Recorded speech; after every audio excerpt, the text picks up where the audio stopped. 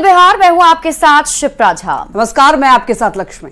और बुलेटिन की शुरुआत करेंगे बड़ी खबर के साथ। आज बिहार आ रहे हैं केंद्रीय गृह मंत्री अमित शाह। गया के गुरारू में अमित शाह की आज चुनावी जनसभा होने वाली है, जिसमें बड़ी संख्या में लोगों को वो संबोधित करने वाले हैं। एनडीए प्रत्याशी के पक्ष में चुनाव प्रचार आज करने वाले हैं गृह मंत्री अमित शाह। गया से जीतन राम मांझी एनडीए के प्रत्याशी हैं और उन्हीं के पक्ष में आज वोट मांगते नजर आएंगे केंद्रीय गृह मंत्री अमित शाह। तो आज अमित शाह का बिहार दौरा होने जा रहा है।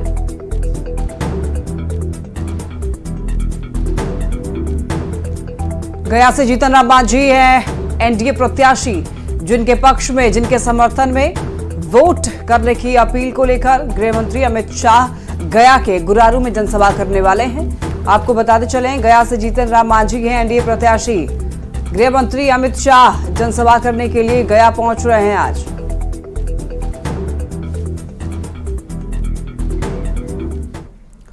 आरजेडी के नए उम्मीदवारों की लिस्ट जारी हो गई है और आरजेडी ने 22 उम्मीदवार की लिस्ट जारी की है, जिसमें कई उम्मीदवारों का नाम पहले ही ऐलान हो गया था। नए उम्मीदवारों में मधुबनी से अली अशरफ फातमी चुनाव लड़ेंगे। शिवहर से रितु जायसवाल को टिकट मिला है। हाजीपुर से शिवचंद्र राम मैदान में उतरेंगे। इधर वैशाली की अगर बात करें तो वैशाली से मुन्ना शुक्ला को आरजेडी ने उम्मीदवार बनाया है। तो मधेपुरा से कुमार चंद्रदीप चुनाव लड़ेंगे। सीतामढ़ी से अर्जुन राय उम्मीदवार होंगे। अररिया से शाहनवाज आलम आरजेडी के उम्मीदवार बनाए गए हैं। तो वहीं सुपौल से चंद्रहास चौपाल आरजेडी के उम्मीदवार होंगे।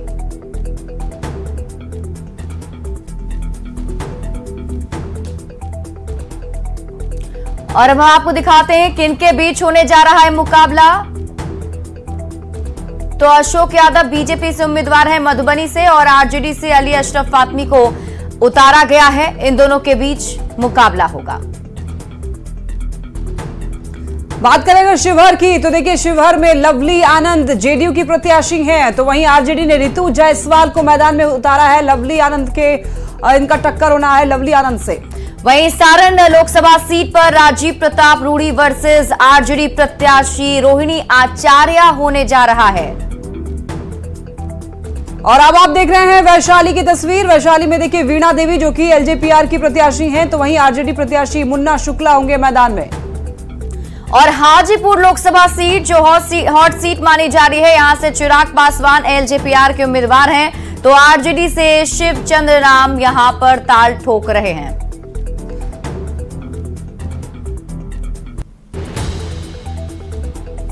और देखिए ये अररिया की तस्वीर आपको दिखा रहे हैं, जिसमें मधेपुरा की बात कर लेते हैं। मधेपुरा में देखिए दिनेश चंद्र यादव जेडीयू के प्रत्याशी होंगे, तो वहीं कुमार चंद्रदीप आरजेडी के प्रत्याशी होंगे। इन दोनों के बीच मुकाबला होगा। तो लगभग तस्वीर साफ हो चुकी है। और सुपौल अगली लोकसभा सीट हम आपको बताएं, यहां पर दिलेश्वर कामत जेडीयू के प्रत्याशी हैं और आरजेडी से चंद्र प्रकाश को टिकट दिया गया है। और देखिए हम आपको बता रहे हैं अली अशरफ फातमी को आरजेडी ने मधुबनी से उम्मीदवार बनाया है। और एक एक करके ग्राफिक्स के जरिए हम आपको बता रहे हैं। देखिए वैशाली से मुन्ना शुक्ला आरजेडी के प्रत्याशी हैं, लिस्ट में इनका भी नाम सामने आया है। और हाजीपुर से आरजेडी ने शिवचंद्र राम को कैंडिडेट बनाया है। ये चुनाव भी मैदान में होंगे। वहीं शिवहर की बात करें तो यहां पर आरजेडी प्रत्याशी रितु जायसवाल मैदान में होंगी।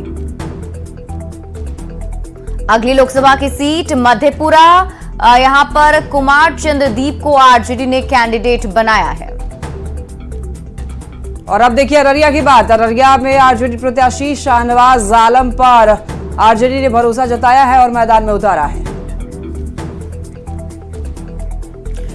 और इसी बीच आपको बता दें, आज तेजस्वी यादव की कई सारी जनसभा होने जा रही है। 3 जनसभा को संबोधित करने वाले हैं नेता प्रतिपक्ष। गया, औरंगाबाद और जमुई में उनकी आज जनसभा होगी।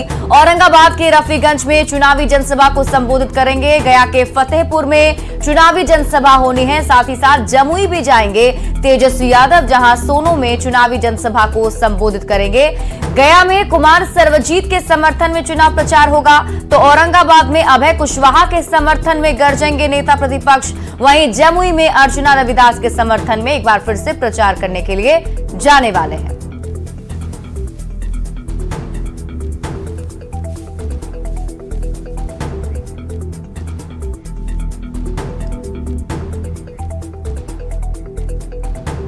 देखिए जमुई में किन के बीच मुकाबला है वो आपको बता रहे हैं। अरुण भारती एलजेपीआर प्रत्याशी हैं और इधर आरजेडी के प्रत्याशी अर्चना रविदास, इन दोनों का मुकाबला होने जा रहा है इस बार लोकसभा चुनाव में।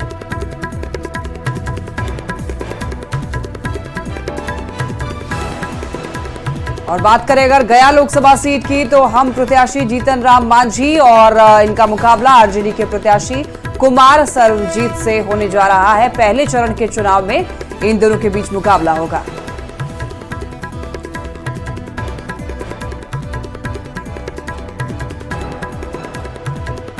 तो आज नेता प्रतिपक्ष तेजस्वी यादव की जनसभा होने जा रही है और देखिए आरजेडी के जो उम्मीदवार हैं उनके पक्ष में वोट मांगते हुए नजर आएंगे। 3 जगह जनसभा को संबोधित करने वाले हैं, वो तीनों जगह जहां पहले फेज में बिहार में मतदान होना है। और रांची से बड़ी खबर, हिलेरियस कच्छप की मौत की खबर सामने आ रही है। बड़गाई लैंड स्कैम मामले में आरोपी था, लंबे समय से बीमार थे हिलेरियस। हेमंत सोरेन की इसी जमीन के मामले में गिरफ्तारी हुई है। ईडी ने हिलेरियस कच्छप को भी आरोपी बनाया था। ये बड़ी खबर रांची से सामने आ रही है। हिलेरियस कच्छप की मौत की खबर है। बड़गाई लैंड स्कैम मामले में आरोपी था, लंबे समय से बीमार था हिलेरियस। आपको ये बता दें कि हेमंत सोरेन जो कि अभी इन दिनों जेल में है, आपको बताते चले कि इसी जमीन के मामले में हेमंत सोरेन की गिरफ्तारी हुई है और ईडी ने हिलेरियस कच्छप को भी आरोपी बनाया था इसी मामले में। और रांची संवाददाता ओम प्रकाश अधिक जानकारी के साथ जुड़े हुए हैं। ओम प्रकाश, क्या है पूरी खबर, क्या मौत की वजह साफ हो पाई? जी बिल्कुल, हिलेरियस कच्छप जो हैं वो काफी दिनों से बीमार चल रहे थे, डायलिसिस पे थे और इसी दरमियान उनकी कल शाम जो है वो मौत हो गई। बता दें कि पूरे मामले में जो जानकारी है उसके अनुसार जो बड़गाई अंचल की हेमंत सोरेन की कब्जे वाली जमीन है, जिस मामले में ईडी ने उन्हें गिरफ्तार किया था, इस मामले को लेकर ईडी ने हिलेरियस कच्छप सहित अगर कहा जाए तो 3 अन्य आरोपियों को भी आरोपी बनाया था। और हिलेरियस कच्छप को हेमंत सोरेन के कब्जे वाले जमीन में कहीं न कहीं फायदा पहुंचाने की बात आई थी ईडी के जांच में और उसी दरमियान इन्हें आरोपी बनाया गया था प्रोसिक्यूशन कंप्लेन में भी। तो देखना होगा जिस तरह से हिलेरियस कच्छप मौत हुई है, हालांकि ये एक नेचुरल जो अब तक जानकारी है उसके अनुसार बीमारी की वजह से उनकी मौत हुई है। तो अब ईडी इस पूरे मामले को देख रही है, आगे तमाम चीजें जो है वो स्पष्ट पाएंगी। चलिए, आप इस पूरी खबर पर नजर बनाए रखिए। बहुत बहुत शुक्रिया तमाम जानकारी के लिए ओम प्रकाश। बढ़ते हैं आगे। औरंगाबाद पहुंचे बीजेपी प्रदेश अध्यक्ष सम्राट चौधरी ने लालू प्रसाद पर हमला बोला है। सम्राट चौधरी ने कहा है कि लालू प्रसाद जातीय उन्माद फैलाते हैं।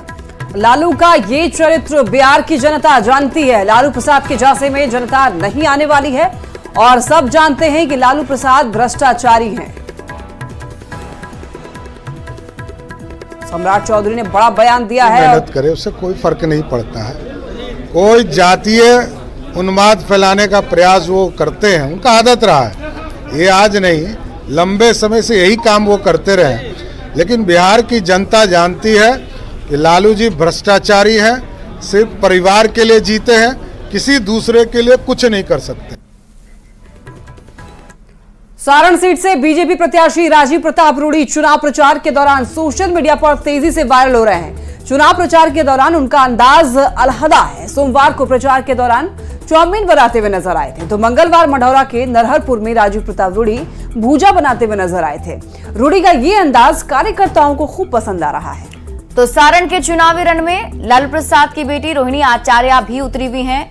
रोहिणी सारण लोकसभा के परसा बाजार स्थित एक चाय दुकान पर पहुंची, जहां रोहिणी के समर्थकों के साथ चाय का आनंद लेती हुई नजर आई। मौके पर मौजूद युवकों ने रोहिणी के चाय पीने की तस्वीर अपने मोबाइल में कैद कर ली। तो 2 तस्वीर हम आपके टीवी स्क्रीन पर दिखा रहे हैं और ये दोनों ही तस्वीर है सारण लोकसभा सीट से दोनों कैंडिडेट की, जिसमें आप देख रहे हैं बीजेपी प्रत्याशी राजीव प्रताप रूडी जो अलग अंदाज में लोगों से कनेक्ट कर रहे हैं, तो वहीं दूसरी तरफ आरजेडी प्रत्याशी रोहिणी आचार्य भी लोगों के बीच जाकर चाय की चुस्की ले रही हैं।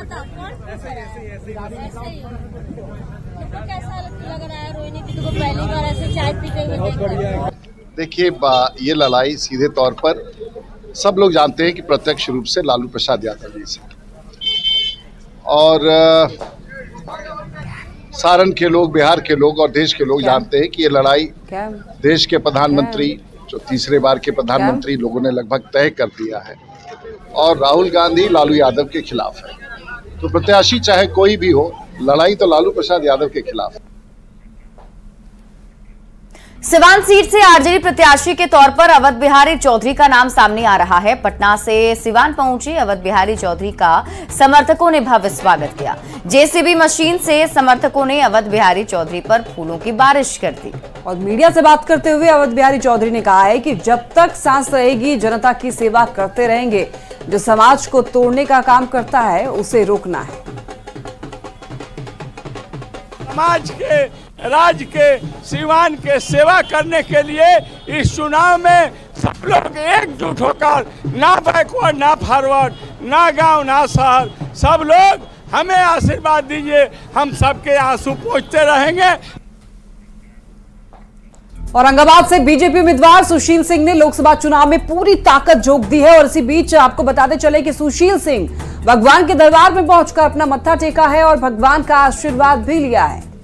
तो इस दौरान सुशील सिंह ने कहा है कि नामांकन के बाद हर बार भगवान के दरबार में आता हूं और एक बार फिर से मुझे भगवान और जनता का आशीर्वाद मिलेगा। और मैं अपने नामांकन के बाद सर्वप्रथम यही मत्था टेकने आता हूं। आज मंगल का दिन है और इसी इलाके में मेरा भ्रमण है, तो पहले इनसे अनुमति लेकर इनके सामने मत्था टेक कर ही मैं आगे कहीं जाता हूं। और फिर से मुझे पूरा भरोसा है, विश्वास है कि भगवान भास्कर का, भगवान आदित्य देव का आशीर्वाद मुझे पूर्व की भांति पुनः इस बार भी मिलेगा।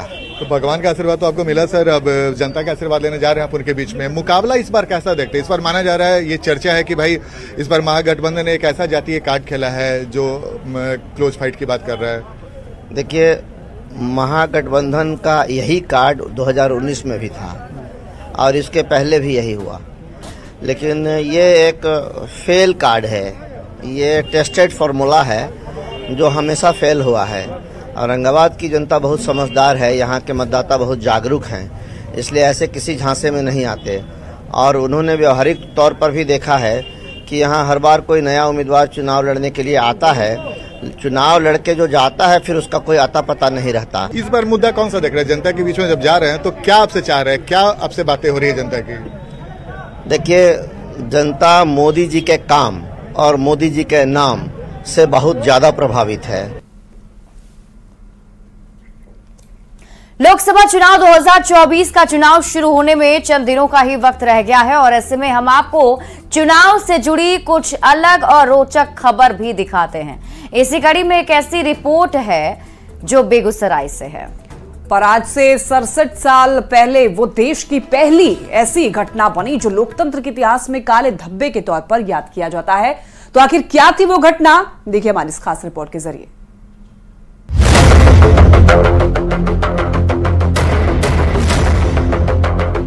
इतिहास को जानना हो तो उसके करीब जाना पड़ता है और इसीलिए पटना से बेगूसराय तक का सफर सिर्फ आपके लिए। उस इतिहास को जानने के लिए जो आज से 67 साल पहले घट चुकी है, लेकिन खंडहर के तौर पर आज भी मौजूद है। जी हाँ, कस्बाई सा दिख रहा ये इलाका, गांव की पीसीसी सड़क और सड़क के किनारे नीले रंग का ये बोर्ड जिस पर लिखा है रुचियाही। तस्वीरें बेगूसराय के रुचियाही पंचायत की है, वही रुचियाही जहां आज से 67 साल पहले लोकतंत्र को बदनाम करने की एक बड़ी साजिश रची गई थी। जी हाँ, हम बात कर रहे हैं देश में घटी पहली बूथ कैप्चर की उस वारदात की जिसे याद कर आज भी लोग सहम जाते हैं। सड़क के किनारे दिख रहा ये विशाल पेड़ देश में घटी उस घटना का गवाह रहा है जिसे 1957 में हुए बिहार विधानसभा के चुनाव के दौरान तब के बाहुबलियों ने अंजाम दिया था। लेकिन आज हम आपको देश के उस पहले बूथ की तस्वीर दिखाने जा रहे हैं जहां पे हिंदुस्तान में सबसे पहले बूथ कैप्चरिंग की घटना हुई थी। जी हां, बात हम बेगूसराय के रचियाही की कर रहे हैं और अब आपको उसी बूथ पर लेकर चल रहे हैं जिस बूथ पर सबसे पहले बूथ कैप्चर की घटना घटी थी और तब देश भर में इसकी जबरदस्त चर्चा हुई थी। आज ये बूथ खंडहर में तब्दील हो चुका है। इस वक्त जो आप एक खंडहर नुमा मकान देख रहे हैं, एक समय यहाँ पे बूथ हुआ था 1957 में आम चुनाव में, और इसी बूथ पर 3 गांव के लोगों को वोट डालने आना था। लेकिन जैसे ही वोटिंग शुरू हुई उसके बाद कुछ दबंग लोगों ने यहाँ पे पहुंचकर लोगों को वोट देने से रोक दिया और जो बैलेट पेपर था उसे भी लूटकर यहाँ से फरार हो गए थे। 1957 में बेगूसराय का इलाका कांग्रेस और कम्युनिस्टों का गढ़ माना जाता था। तब वर्चस्व की सीधी लड़ाई होती थी। लोग बाहुबल के दम पर बूथ लूटकर विरोधियों को जबरन हराते थे।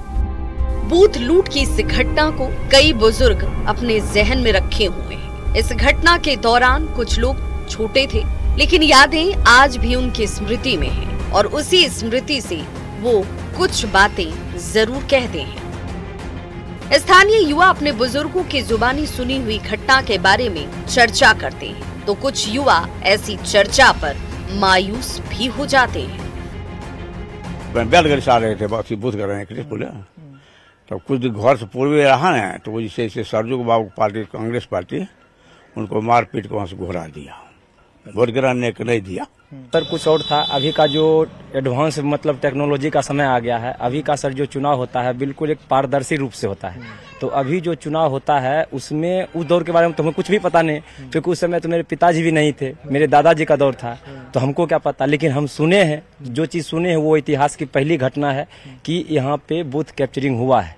लेकिन जब से हमको होश है, जब हम अपने होश के अनुसार बोलते हैं कि मेरे होश में आज तक मेरे गाँव में कभी भी वैसा सिचुएशन नहीं आया है और ना ही इलेक्शन में ऐसा कभी कोई समस्या उत्पन्न हुआ है। आप आए हैं उस रास्ते में, पहले मतलब बालू था पूरा, 1957 की बात है। हाँ, दियारा इलाका था, पूरा जंगल था।